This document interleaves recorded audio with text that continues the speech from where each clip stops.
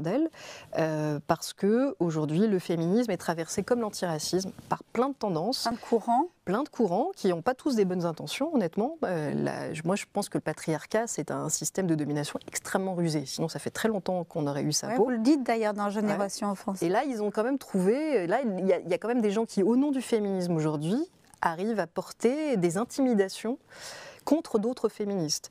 Par exemple, oui, un exemple. La grande mode en ce moment au nom du féminisme intersectionnel, et ce n'était pas l'objectif du féminisme intersectionnel au départ, mais il a malheureusement dérapé, c'est d'interdire aux féministes blanches de toucher à certains sujets. Oui.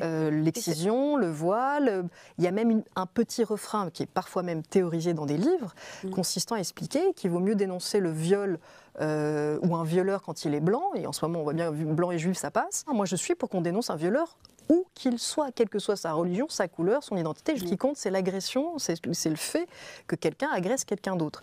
Or, aujourd'hui, il y a un certain féminisme qui ne veut parler que des agressions, que des discriminations venant d'hommes blancs, mais pas d'hommes dits racisés, parce qu'elles estiment... ça sera un autre combat. Parce qu'elles estiment qu'ils sont déjà victimes de l'autre côté. Mais ça, c'est un vieux débat qui a déjà divisé le mouvement de libération des femmes en 1976. Oui, vous racontez cette histoire de cette femme qui est arrivée d'ailleurs, qui est arrivée à une amie d'une amie, qui est une militante du MLF, et qui en 1976 se fait violer par un... On a oublié, parce qu'en plus, ces mêmes mouvements intersectionnels, pas tous, certaines intersectionnelles, essaient de réécrire l'histoire.